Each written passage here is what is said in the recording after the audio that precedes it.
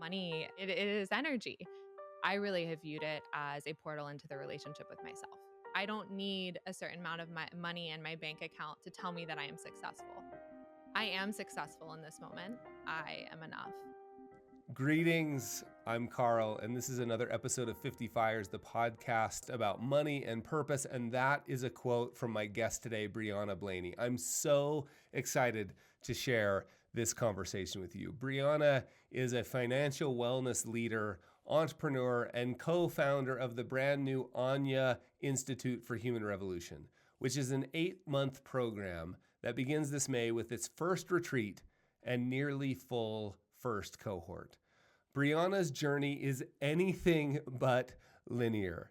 She chased the big job, the paycheck, and then she discovered that the real prize was never out there at all.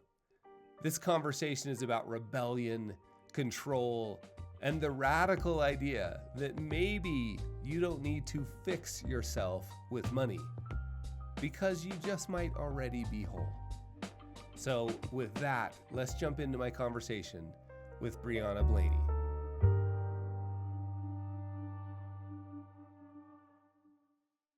Well, let's sort of, you know what I think would be fun, Bree, because I don't know the story. I'd love to start Yeah. kind of from the beginning. What is your earliest memory of money? So for my earliest money memory, Carl, goes back to Davidson, North Carolina. So I grew up in Davidson, North Carolina, and I remember standing outside of Main Street. So Davidson's a pretty small town, and I don't know how old I was at the time. Maybe I was like 5 or 6. And I remember my dad asking me where I wanted to deposit a check. I had gotten a check for my birthday, and I remember him asking me, like, where do you want to bank? And I asked him. My dad is an entrepreneur, still was at the time, and we owned the coffee shop downtown Davidson called Summit Stop Coffee. it. Wow. And I told him that I wanted to bank where the coffee shop banked. Because I loved this coffee shop. Like, right, this family business was just such a core part of my life and my family's life. And so I wanted to bank where the coffee shop banked. And that happened to be Fifth Third's bank. So right next to the coffee Wow. shop Yeah. was the Fifth Third Bank. And I Yeah. remember walking into the bank with my dad to go deposit this check and just feeling so powerful, like, and and just like that I had, yeah, it was, I felt like a grown up, right? Going into this big bank and the doors and the experience Yeah. of depositing money. Tell me about this so powerful feeling. Like what was that? Can you remember what it felt Yeah. like? Like what was that like? I And did you think, say, sorry, did you say mhm. 5 or 6? Yeah, it's hard for me to remember, right, how Yeah. old I was at the time, but I just remember having that sensation of like looking up, right? And being Mm. this little Mm-hmm. girl and kind of looking up to the big doors and the glass building. And you walk up and it's, similar to how the banks are today. And you've got the teller and I couldn't really see and I'm lower than the counter. But I remembered this sense of feeling like, oh, wow, I'm going to get to deposit this thing, Do a thing. do a thing, right? And I'm gonna like get this thing back. I don't remember exactly at the time like what I received back, if I got a checkbook back or what it Right. was. But I Right. remember just like feeling this sense that of growing up.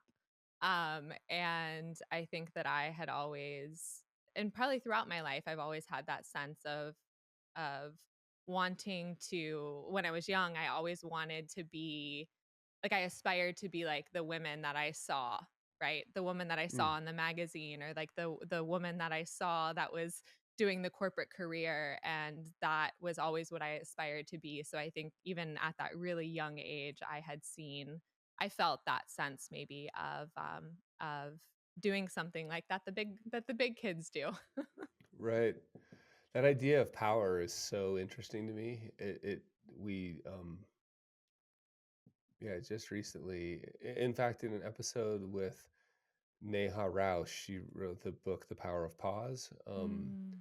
She mentioned power too, like almost this sense of electric, like Mhm. sense of energy, sense of so interesting to me that, and it's interesting, right, that we use words like currency Yep. and cash flow, right? That there's this movement. What do you make of that now? Like the felt so powerful. Hmm.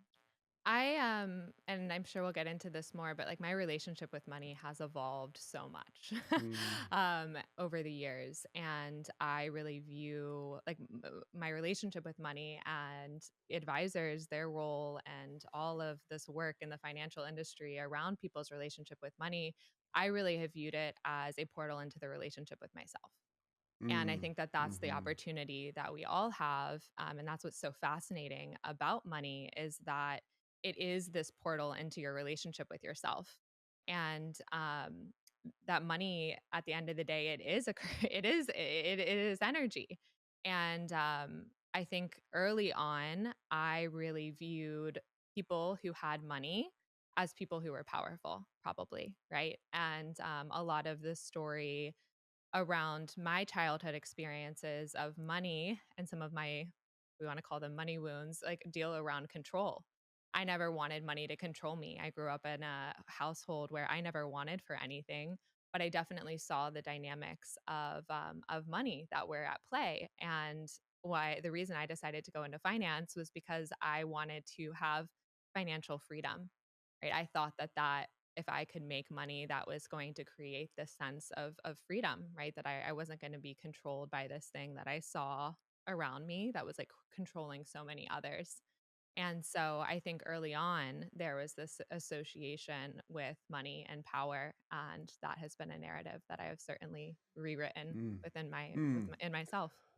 I'm so curious now. So I was going to ask about family life, but I'm curious specifically about this. What did you just said? I saw the dynamics. Like I never wanted for anything. So two questions. First, how Mm. did you know you never wanted for anything? Mm.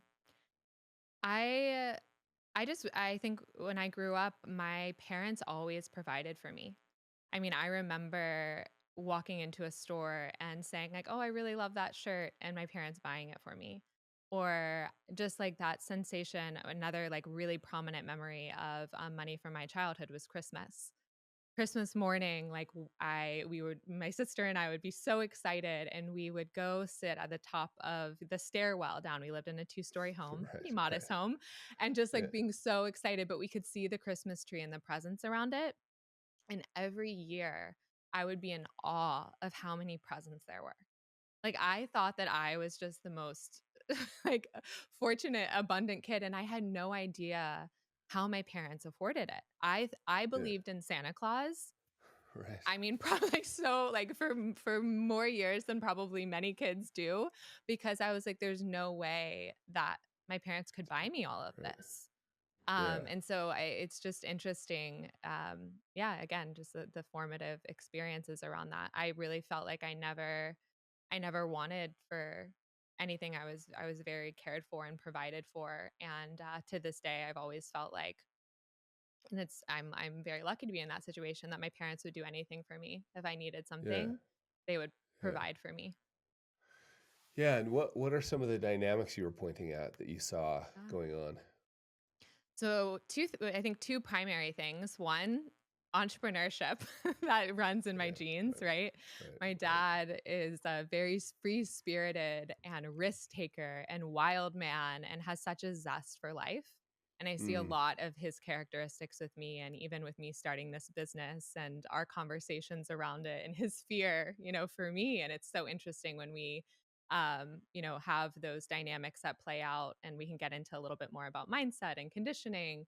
But we're all subject to that, right? So my dad's own conditioning around his experience with entrepreneurship and his experience with risk taking and watching his daughter go through that. And I don't know if you know this, Carl, but I started a business before this and really had a massive failure with that.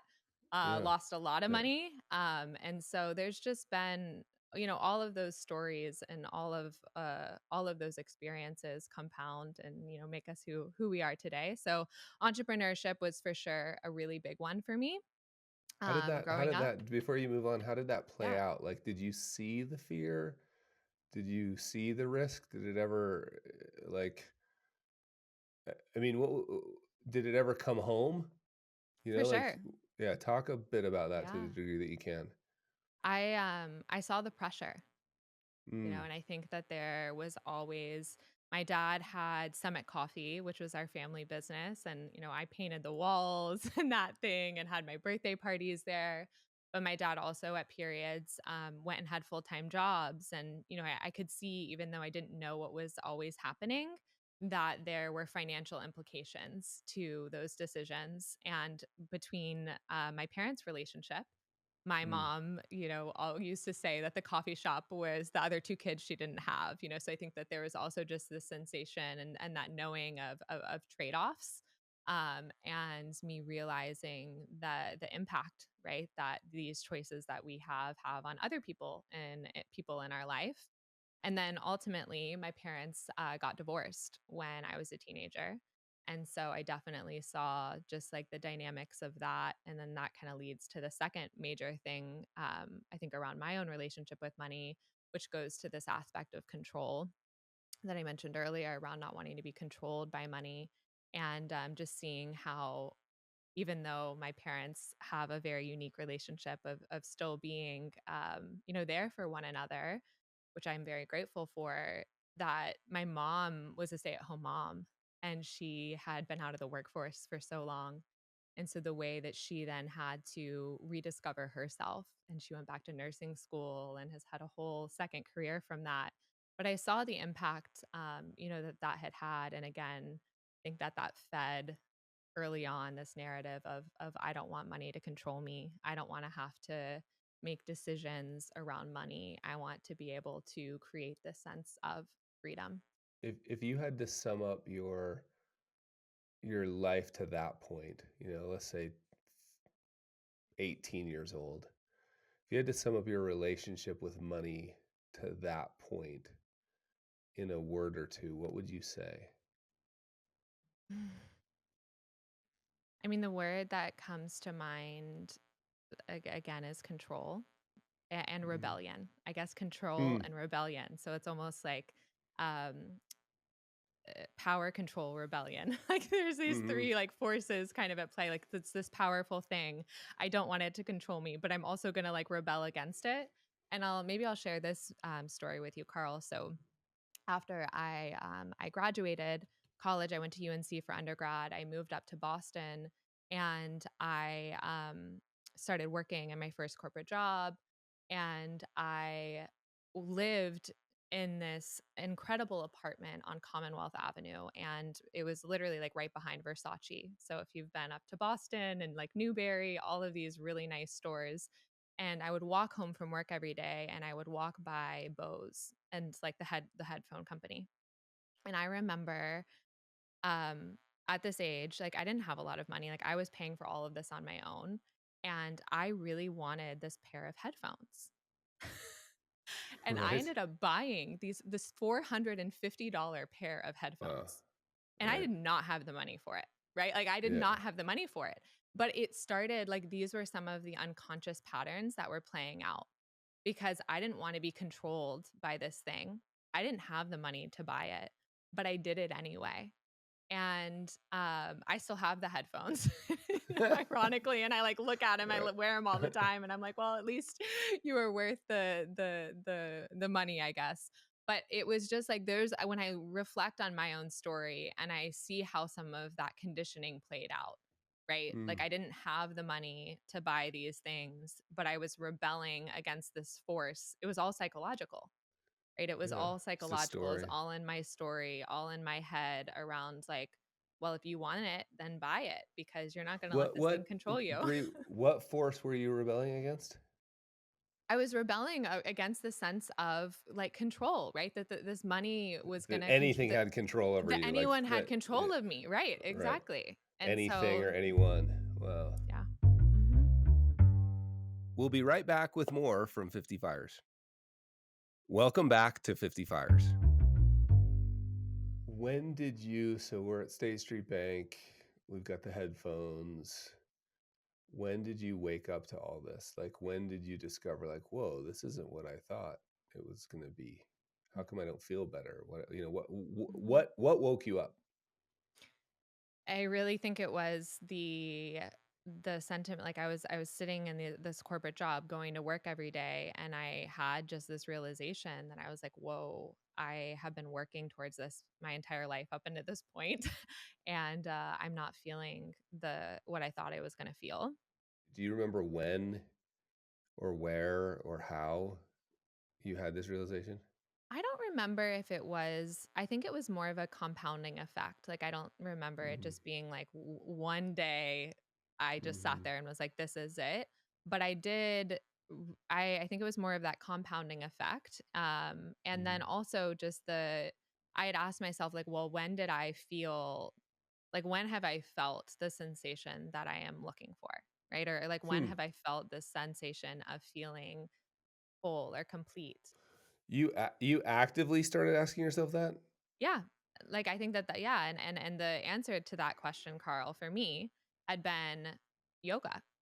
Like, I had Yeah. gotten really sick, when I was in college, and there's, a number more, stories, around all of that, but I had found when I went to a yoga class, and at the end of a yoga class, you're laying in shavasana, and I felt this, like, sensation that I had never experienced before, and that was the sensation of, like, complete oneness. Of like, there's nothing else that I need, right? That sensation of complete freedom, of bliss, of joy, of limitlessness. And so yeah, like I think as that sensation had built when I was working in the corporate world, I turned to the place that I had felt that, which was yoga. And I had been taking yoga classes in a studio up in Boston there, and I started my first yoga teacher training. And that's really when I dove in and started to work with my mind, and my entire life started shifting, but it definitely wasn't a smooth road. Well, what happened? Yeah, tell me about the non-smooth part. Well, I think that there was just many trials and tribulations after I took my first yoga teacher training. I mean, I was 22, I think, around that time, so I was pretty young. And I spent the next year, when I was doing my yoga teacher training, alone for the most part. I mean, I would go to work, but I would come home, and on the weekends, I would either be in yoga teacher training, or I was spending like nights and evenings starting to meditate and read. And had never done that before. I was never that girl. I had always been the one was out and social and partying, and I was still doing some of that, but it was a complete unwiring. And I look at some of the things I wrote in my journal around that time, Carl, Mm. and I am like Mm. amazed how this woman wrote that. Like, I was like, how was she, how was she so wise at that time? And then life happened, right? I met my partner. I moved out to LA. I started working at a private equity firm. I started working really long hours. I was still kind of chasing some of that narrative of traditional success. I dropped out of my practice. I got really stressed. I felt unhappy. I mean, the whole you go through these ups and downs, um and again, I found myself in that place of needing to come back to the core of who I was. And Mm. again, that was yoga to me, and the practice and the teachings of that. Mm. You've talked with a lot of people about this kind of idea. What are some other ways that that happens? Yoga is awesome. We had Henry Shookman on last week, and Henry's a Zen master. Right? Zen's awesome. Meditation's awesome. What are other ways you've seen people just sort of reminding themselves of what really matters? Unfortunately, I think often like the painful things in our life like wake us up to that, right? So I think health challenges is a massive one. Someone in their life gets really sick, they themselves get really sick. I mean, I had that happen to myself as well. And it wakes you up to what really matters, and maybe all of this time or things that you're spending your resources on aren't in alignment with what really matters to you as a human being. other just experiences of pain, whether it's heartbreak or divorce or just those moments. I think that pain really is a portal. And so oftentimes we're woken up when we finally feel that there's this massive sense of misalignment. And I hope that we can start to like not bring ourselves to the breaking point and that we can start to like rewire better behavior, not necessarily better behavior but more harmonious or aligned behavior at younger ages, so that we don't spend so much time like pushing ourselves into these extremes that aren't maybe so uh, good for us. How do you see that happening? So let's just, paint a picture a bit. Like you get caught up in the normal, sort of, I'm hesitant to use the word rat race, but you get caught up in the normal sort of mimetic approach to life. You're chasing the things, you're doing what everybody else does. Something happens, tragic or not, something happens, and you get complete, like David White refers to these as sort of thresholds, like these moments where you can, and you've used the word portal, which I think is really cool. It's moments where you can decide to make a change. I'm really curious that you really curious about the idea that you've placed money in a spot where it's like that's an important relationship to work out. Like why how did money get there? I want to talk about energy a little bit and attention and time too, but how did you figure out that like wait, I got really sick, the business failed, like those stories that wow, I need to sort out my story with money. Like and how can other people do that? Because most of us don't have the courage necessarily to face that. So, what approaches or advice do you have for, or maybe just experiences around that? I think from my own experience, what I realized was that everything like starts in our minds, and that Hmm. money at the end of the day it is just energy, right? When you think about money at its core, it is just a tool for us to use. And if it's just a tool. That's a radical statement, and most people will miss it. What do you mean? It's just a tool. So money at its core, like let's back up and say like what was the use case of money from a historical standpoint? Like Right. humans Right. made Right. up money. Like Right. money feels like this thing that our society revolves around today. But we Right. created it. Human beings, It's you and just me, a Carl, story. created it. It's just a Right. story, right? So thousands of years ago, before we had like physical money of coins, we were bartering with one another. And money was a tool for our own evolution as a species, right? Like once we had physical money, instead of me trying to to to give you my wheat to trade for your chickens, I could now, in that being in a very inefficient way, I could now just hand you these coins and you would hand me back coins. And we agreed that that had meaning to it. Right. And now, Mm-hmm. like, fast forward, 90% of our money today is simply electronic. So we're not even exchanging coins anymore. We're just Right. exchanging Right. zeros and ones. It is all something that has been a construct of our society. Yeah. And at the end of the day, I mean, it's just an exchange. Like I am giving you energy of maybe my hard work, and Carl, you're going to give me back some money for that work, right? And I accept that money because it's now a tool that I can go use to buy food or to create other things in my life. And without our own emotional charge, without our own stories, money is simply neutral. Hey, it's Carl. Just real quick, I just want to sort of, as the kids say these days, double click on this idea. Money is neutral. This seems to come up with a number of my favorite conversations about money lately. Some of my favorite thinkers about money have mentioned this idea like money is neutral. It's just a tool, like a screwdriver, right? There's no shame, no status, no fear attached to it. And if that sounds like sort of philosophical or pie in the sky, I really think we need to realize like it's wildly practical. It's wildly practical. If we can realize like, wait, any charge or emotion or shame or fear or worry that I'm feeling, That's actually not about money because money's neutral. Money's just a tool. It shouldn't surprise us that we feel that way, but recognizing that that is like that's a story we've layered on top of money, right?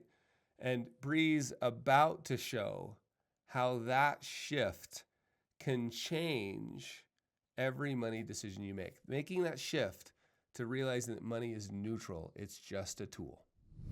It's one of those things that you just skip over. But when you start to think of like, you wouldn't walk into the garage and look at a screwdriver and be like, oh my gosh, there's so much shame around that screwdriver. And how come you have more screwdrivers than I have? Like you would just be like, I think that I need the Phillips one for that because it has the cross screw. Like, I think that's actually, you know what? Really bad idea to use the screwdriver. I think what you actually meant to grab was the other tool over there. It's called a hammer. Mhm. Right? There's no more like and why is that so important to understand? Because I think it's because, I mean, and I don't want to downplay like the ingrained nature of it, because it is hard. Mm, Like, I yeah, also think that that's important. Like, we can say, "Oh, money is just a tool." Like, come on, get over it. Like, move on yeah, with the screwdriver. But we yeah. have so many ingrained narratives around this Like thing. what? Give me some Like, I examples mean, like, from all I we've mean, already talked my about. own story, yeah, like, my whole Yeah, story that we just talked about, right? And I could go on for days talking about how yeah, that has yeah, influenced my decisions in life. So it's not trivial. It's real. But I think that we have to put it in the right category for us to start seeing it clearly. And that's where like the practices of self-awareness are so helpful, because we can start to disassociate our self-worth with this thing, right? We can start to say like, okay, I'm going to create a little space between who I am and my own self-worth and how much money is in my bank account. And now when I can start to see, hey, maybe money is a tool for me in life. There's an energetic exchange, and I can use that as a force for good because I'm going to put good energy towards it. Or like I can create all of this challenging narrative around it and control and rebellion and fight with this energetic currency, and it could destroy me. And with my business, Carl, when the company I started before this, Rayware, I got into a ton of debt with that company. I mean, I literally was playing out this narrative at a bigger scale. And that was a huge eye opener for me and was a huge pivotal moment where I just realized again how powerful your mind is, and how important it is to create that space and to start to unpack these things, because it plays out in every facet of your life. I like when with this whole business and with Rayware, and this kind of got out of control, and the relationship with money and the fear and the pressure and all of this emotion, I would avoid looking at my financial. I would avoid like looking at my money. And then I felt guilty, like as a Carl, business owner, like as a the business P&L, owner, you'd yes. be like, I was no, like, I'm not "No, going I to meet with can't. this. I'm not I going to meet with the can't. accountant. No, I Yeah, can't look at it," right? right, And then I right, felt right, guilty, Carl. I work in finance. I work with right. Of financial course. How advisors, could you right? do So, this? Yeah, oh my yeah, God, how could I do this? So much guilt, so much yeah, shame. I am yeah, supposed to be the one that has this figured out, right? And now I'm avoiding it. And like, what does this say about me as a human being? And I just spent a lot of time like sitting with that and then unwinding that narrative. And now like I have weekly check-ins, with myself.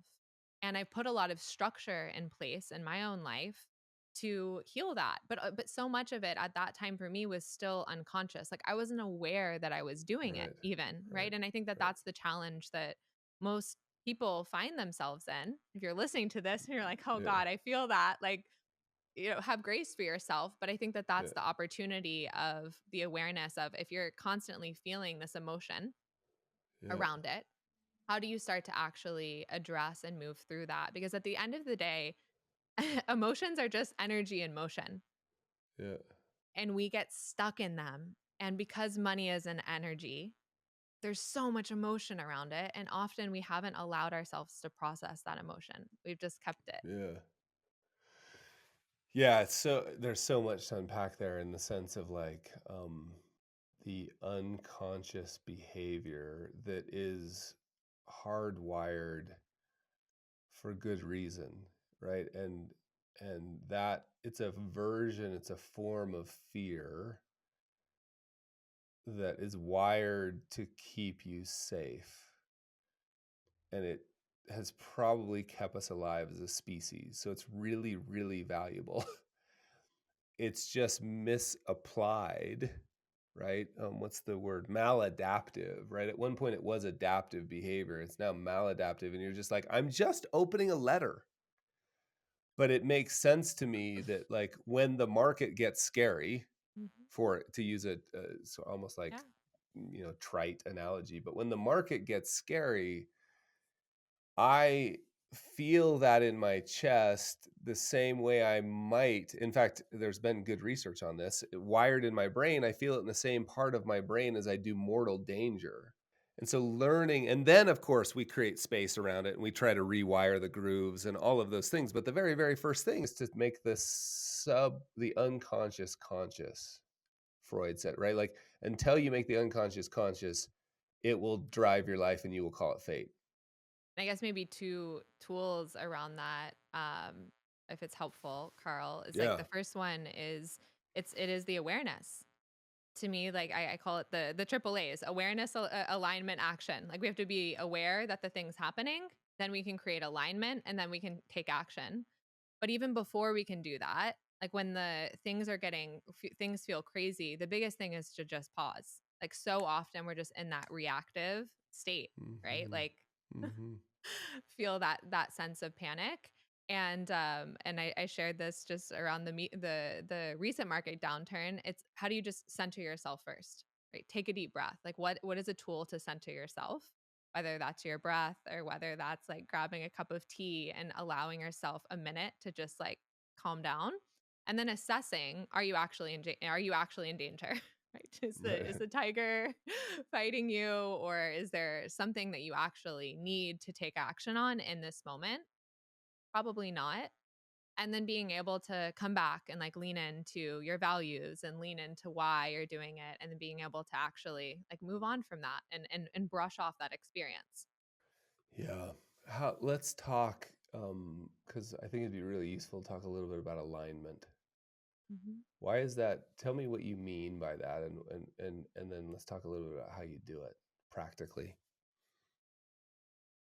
I think it kind of goes back to maybe where we started the conversation, Carl, and something that I realized early on is that we often don't give ourselves like a lot of space to consciously create our life or to consciously decide what we're going to align our lives around, right? I mean, I didn't personally. I just kind of followed the path that I thought I should follow. And a lot of that was just kind of replicating societal behavior. Or it just I didn't think about it all that much. And I think that that's the opportunity that we have as an individual is to start taking that pause. And often those really critical points of the pain or the big event shake that up in us, and we start to ask ourselves, why am I here? What do I want to do with my life? Like, actually is meaningful? But to me, that's the essence of alignment. And to create alignment in your life, you first have to have a sense of direction. You have to have a sense of knowing your values and your truth. And for me, that's being able to articulate, my dharma and my purpose, and that's the inner compass, right? So I can be aware that I am in a triggered state. I can be aware that there's this just that I'm sitting in a groove. What do I do next? Okay, how do I create alignment? And is this thing that is stressing me out in the moment, or is this triggered state that I am in, is that in alignment with who I know that I am, or is it in misalignment, right? So being able to have that determining factor, and then being able to take action from that place. This seems like a perfect place to slow down for just a minute. This framework that Bree mentions, this sort of triple A framework of awareness, alignment, and action. It sounds really simple, But I know for me, I often find myself skipping straight to action and then afterwards saying, what have I done? Right? Like, how did that happen? The thing, like, I had a thought, and then the next thing I know, there's an Amazon package on my porch, right? So just a tiny pause. And again, I think these are the most practical things we can do with our relationship with money. Just a tiny pause to ask ourselves, just like, why am I doing this? Is it aligned with what I say is important to me? Just a little pause. I would submit to you that that little pause can change everything, right? That little pause, if budgeting hasn't been successful for you, that little pause will help. If you find yourself continually making investment mistakes that you regret with the benefit of hindsight, that little pause will help. If there's arguments around with a spouse or partner around money, that little pause will help. Just a little pause, awareness, alignment, and then action. And so I think that that is just like a little thing that I use often in terms of being able to make decisions, like big and small, around cultivating awareness and thinking about the alignment and then being able to take action from that place instead of just going straight to action. Yeah, and from a like real practical sense, this idea of a sense of direction, I'm pretty surprised. Actually, I'm not surprised. I get it's increasing frequency right now, and that's been happening for over a decade now. The number of conversations I'm having with people who are saying something along the lines of like, I won, and they typically show me some proof, income statement or a balance sheet. And then they always look around to make sure nobody's listening, and they say like, is this all it was for? And so this idea of understanding, like, just a very simple question, like, why are you doing the things you're doing with money? And then like starting to run little experiments around, like, it you if you're listening to this and you don't know why, or you don't have a sense of direction, welcome, right? And the way to address that is to just run a little. Morgan Housel actually talked in the episode around how he thinks he always thought he should be a car guy because he was a valet in LA. He was a valet in Los Angeles when he was younger, and he's always thought everybody, his friends, are car guys. So every once in a while, every couple of years, on one of the multiple trips, business trips he has to go on every year, he'll go to the Hertz counter and be like, you know what? Instead of giving me the Camry, like, give me the Porsche, because it's a extra $200 for one day to run this experiment. And he said, normally by the time he gets to the exit of the parking lot, he's like, I understand it. It's beautiful. It's amazing. And it's just not something I care about. So the idea of running little experiments of like, are you really getting what you thought you'd get out of, did those headphones give you the thing you thought? No, I mean, the headphones are great. Like, I still have them. Amazing. But they didn't give me the thing. Like, do I really like going to movies with friends, or would it be better to go on a walk? Like, those, to me, that's the practical idea of alignment around, like, I don't know exactly what my values are financially. I want to start putting some framework around that. I found almost nobody's done this work, right? Almost nobody. Like, if I ask somebody, do you have a statement of financial purpose? I mean, almost nobody. Do you have a mission statement around money? What have you found? Is this Carl, that's why I'm making the decisions that I have, starting the company, because yeah, I 100%, no one has, and or most people have not. And right. I think that No that one is the with an asterisk. yeah, yeah, no one with an asterisk. And I think that that's the opportunity. And that's what makes me so excited about the work that you're doing, around the work that I'm doing, around the revolution that I'm seeing in our industry to some degree, Yeah, is because this is life changing. And it is not life changing it is life changing in a big way, not in just the micro ways. I mean, it completely yeah, transforms the way that you view your entire life, how you organize your entire life. And I completely Yeah. agree with your sentiment around you don't have to eat the elephant overnight, right? Like the Right. little steps every single day are really helpful in terms of I mean, it goes back to any decision, but did the food that I eat make me feel good or not? Yes or no? Just Do I want to paying keep eating the attention. food? Just paying attention. I spent this money on this thing. Did it bring me joy and happiness? Or did it make me, was it not supportive for me? And just Yep. that Yep. act of starting to listen to ourselves and starting to cultivate that habit of listening is honestly radical in itself because I think if we're really honest, most of the time we are not listening and we are just like on autopilot in the groove. We have not had any time to pause and ask and think. And then we wonder why we're not so satisfied. Yeah. I remember when I first started thinking about this, I went to Jimmy John's. There was one near my house, in between my house and the office. I went to Jimmy John's and I went in and I ordered a number nine unwich or whatever the lettuce wrap thing. And I'd ordered it probably 10 times. And I walked out the door and I realized that if somebody asked me, how much did you just spend? I wouldn't have known. Like I knew it was between 5 and 15, right? I knew it wasn't, I knew I hadn't spent $30 on lunch and I knew it wasn't $2. So I knew it was between five, but I didn't really know. And I was like, man, I bet I kind of have this hypothesis that I'm sure is wrong, but that we could get 85% of the benefit of traditional hardcore budgeting by just taking 3 seconds with every Mhm. transaction and just asking, like, isn't that interesting? I don't need any shame or blame around it, but just like, oh, I just spent $7.86 at Jimmy John's. Isn't that Mhm. interesting? Mhm. Right? Because no, we don't. I'm just emphasizing what you're saying is that we're just on autopilot. We're just doing things we thought our parents want us to do. The mimetic desire of Instagram hasn't made this easier, right? And all we're saying is Mhm. like, could you just notice? Just pay a little attention. Yeah.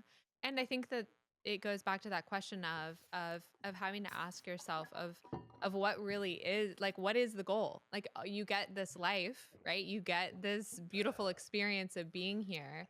And what do you want your life to be about? What is the I mean the title of this pod money and meaning, right? What is Yep. the meaning behind the thing? And Yep. are your actions leveling up to that meaning?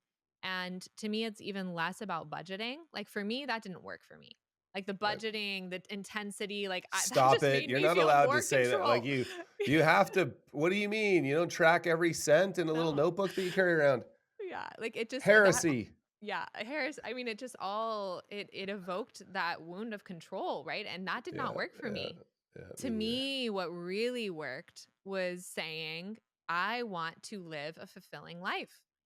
I want my life to mean something. I care about serving the world, right? So I want everything in my life to be a reflection of that. And Yeah. so I want the way that I spend my money to be a reflection of that. Are my Yeah. assets, are the dollars, are the way that I invest, are the way that I think about the world, is all of that in alignment and integration or is it not? And that's a continuous practice that I constantly work Yeah. on. And you start to continue to just get zone in more and more and more and get clearer and clearer and clearer around what is in alignment versus what's not.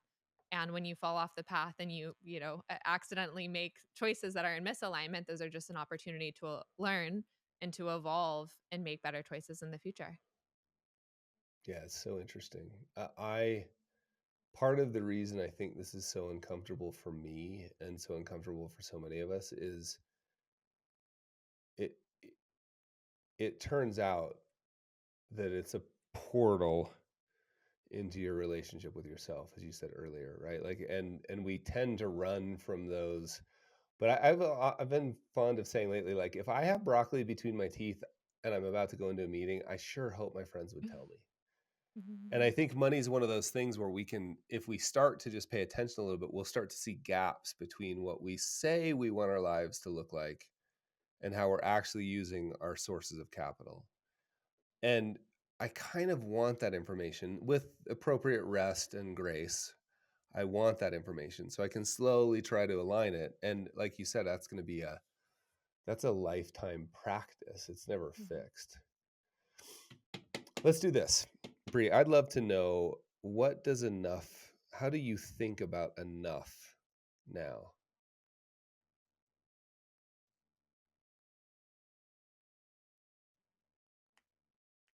That the concept of enough, Carl, like after working in finance for so long, it's been just fascinating to see how our industry, like there is just this narrative that you're never enough.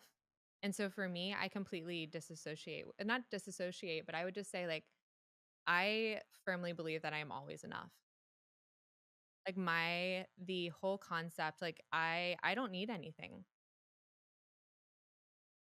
Like I think that that has been the most rewarding part of my own personal inner journey, is this sense of feeling whole and complete.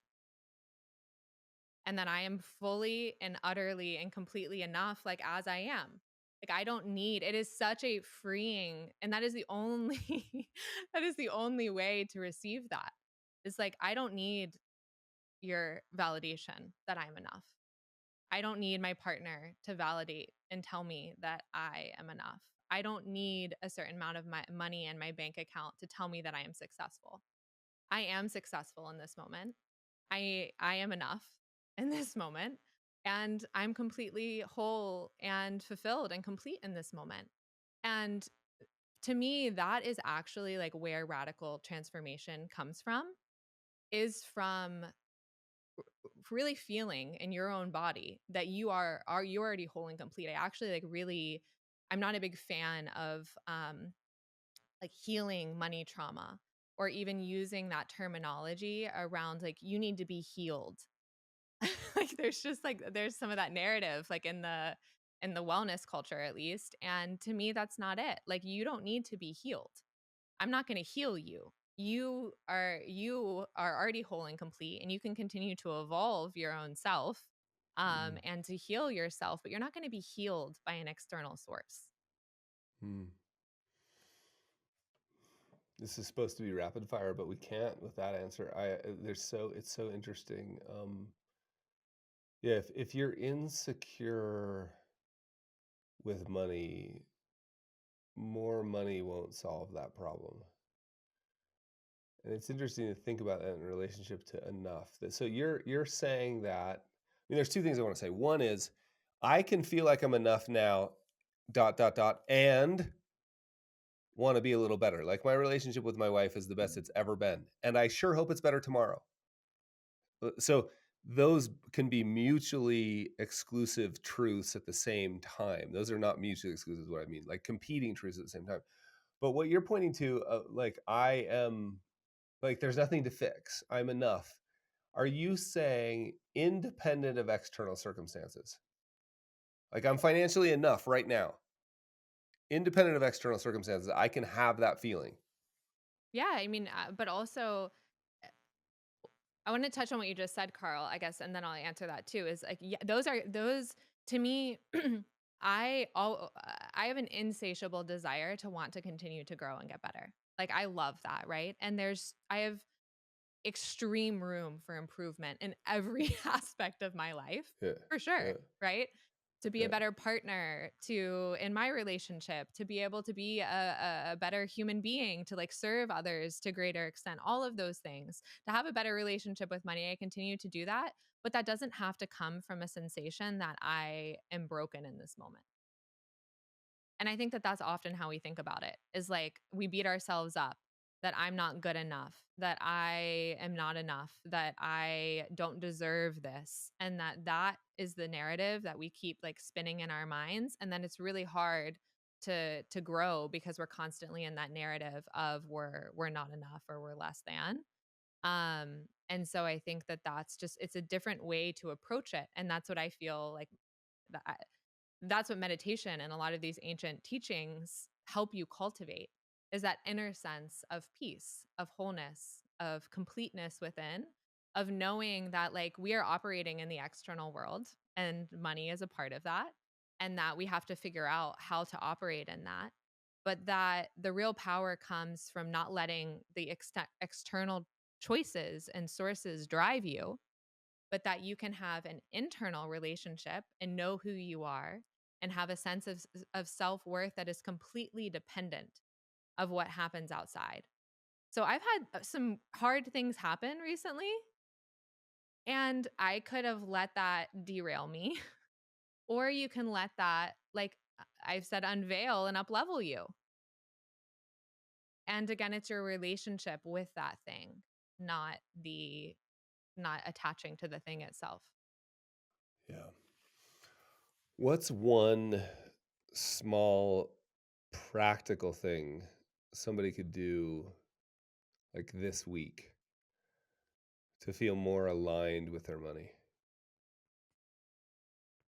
I think I'll come back to just asking yourself one word Hmm. around, like, get quiet with yourself, take a couple deep breaths, and ask yourself in one word, what is the essence around why I'm here? What is the essence of like what I want to create in my life?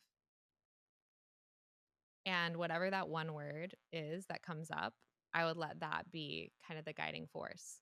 And if that word is love or connection or whatever it is, start asking yourself that week, like this week, with the choices that you're making around money, is it moving you in alignment with that word or out of alignment with that word? So let's give me an example. So We can do it. You want to do it, Carl? I decide, I decide that community is really important to me. Hmm.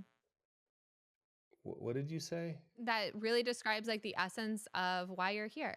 So we could ask a question like, why is money important to you? We could ask a question like, Mm. I would take it away from money though. Like that's the invitation. Like not why is money right, important right. to you, right? What is important to Carl as a human being? Yeah, yeah, Right? What's important to you in your life? Like and particularly that's why I use the word service. Like what is important to you in terms of how you are contributing to the world at large? Like yeah, what's Carl here to do? yeah. And so let's say like there's a number of words that come up, but one of them is community. But at its like most core piece, it's hard to get it one word, but it's like helping other people do their thing. And they're Mm. like it'd take a lot to unpack, but like I'm thing agnostic. You know what I mean? Like I Yeah, don't really care what your thing is. If it's taking Tuesdays off to be with your daughter, amazing. If it's moving to New Zealand, great. If it's start the podcast, start the firm, sell the firm, whatever it is. Write poetry for 2 years in Ireland. I don't care. I just want to love that. know what the thing is that lights you up, Mm. and then how can I create tailwind, Love. right? And so you're saying if I were to just sum that up in one word, maybe I'd call it what's more than one word? Like helping people do their thing. So Yeah, now the that works. practical advice you're giving is okay, Mhm. as you use resources, Mhm. and in this case we're kind of talking about money, but I think we could include attention, Yep. energy, Time. and time. As I use those resources, could I just gently ask myself, are those getting me closer or further away from helping more people Mm. do their thing? 100%. And Carl, I would just yes, and like I just take it even a step further. Like people like me, like, yeah, well, what about food, right? Like Right, right. I I need gotta to pay the eat, right? mortgage. I gotta pay, Yep. yeah. Or like, well, and I would ask you, Carl, like, okay, the choices around the food that you're spending, is that helping you do that? Like, this is where the interconnection of money is so Yeah. vast, and I firmly believe, like, for me to be my most alive and vital self, I need to feed myself good food to do the service that I need to do. Same thing goes for you, right, Carl? Like, if you're going to Yep. be helping people figure out what lights them up and continue to support people in that, you need to feel healthy and vital yourself. So Yeah. even in little questions like that, I think that that helps the direction. Like, is it in service of that, or is it kind of ancillary to that? And just a little Yeah. moment of reflection. Yeah, and even simpler, it could be somebody's answer could be family, and it's the Hmm. same process. As Yep. I'm spending my money, is it getting me closer to as I'm spending my time? Yeah, that's great.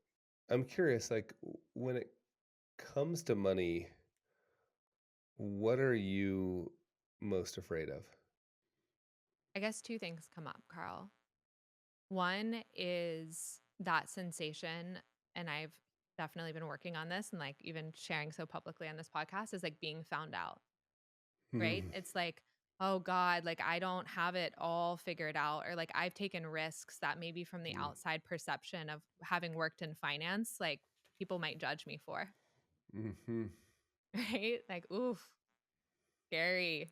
Um, but also I operate from a place of like radical transparency, right? And I think that it's so important that when we are talking to people about money and we are helping guide people around that, that we're honest with like our own struggles around it, and that I'm honest about my own money story and the control there, and how I've worked through those things.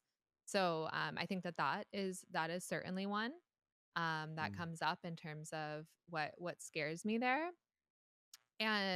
But really, like one of the big practices that I was working on, Carl, before I started this company, a huge part for me was building trust in myself again. mm, That I wasn't going to allow myself to do that. Like I had mm, to. It was a long process for me mm, of rebuilding trust that I was going to make good choices, mm, that I was going to make choices that were aligned with who I was and am.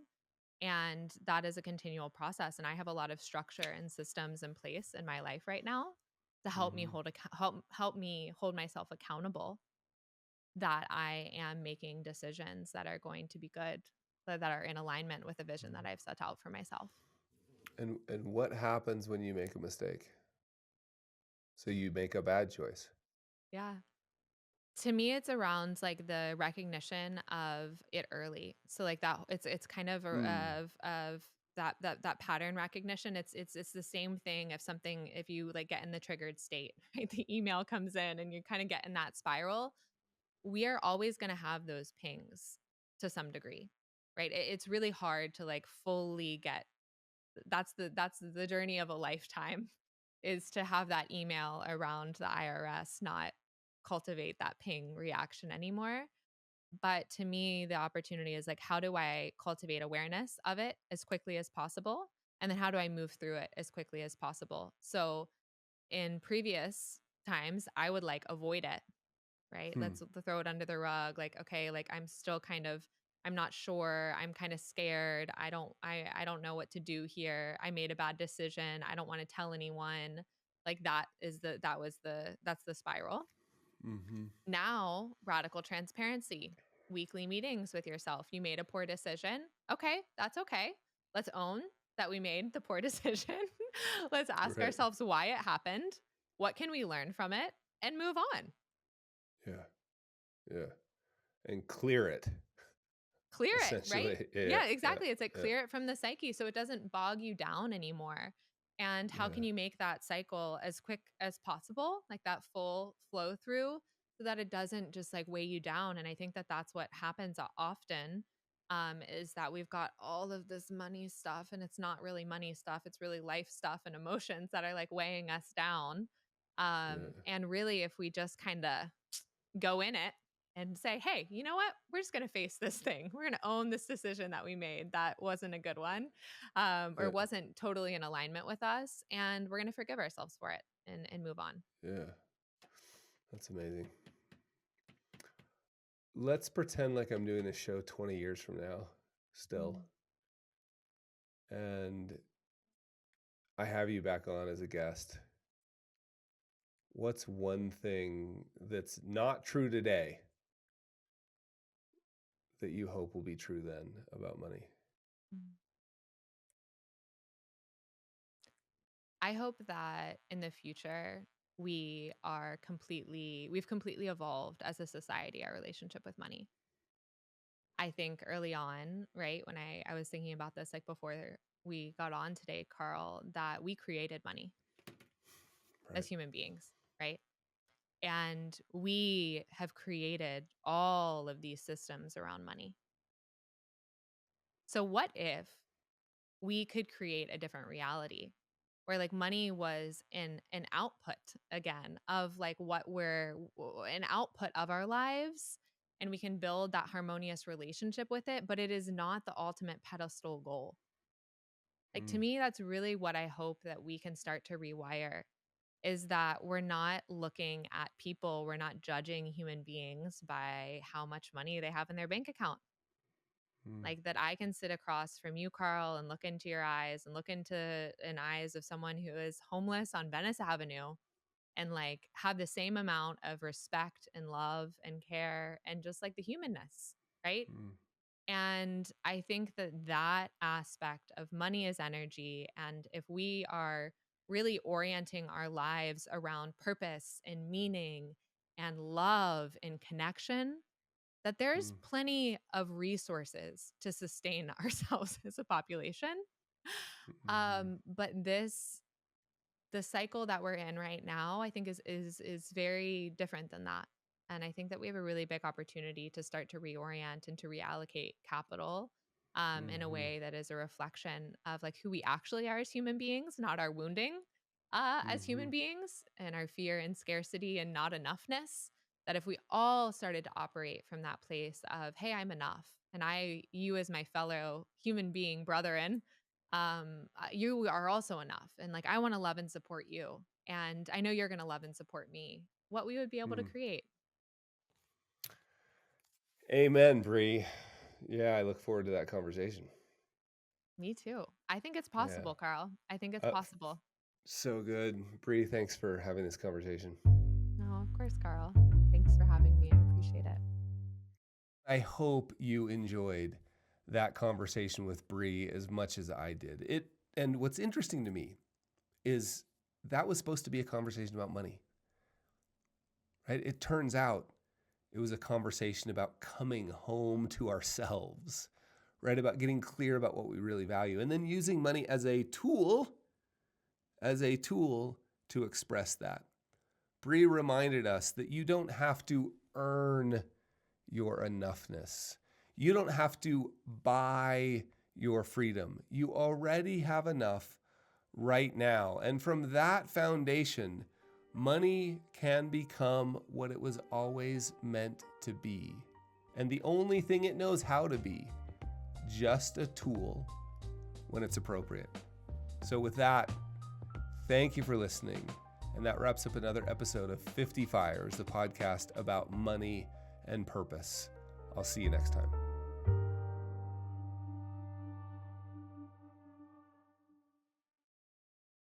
The views, information, or opinions expressed in the series are solely those of the individuals involved and do not necessarily represent those of Chip and Joanna Gaines, Binel Audio, nor Magnolia.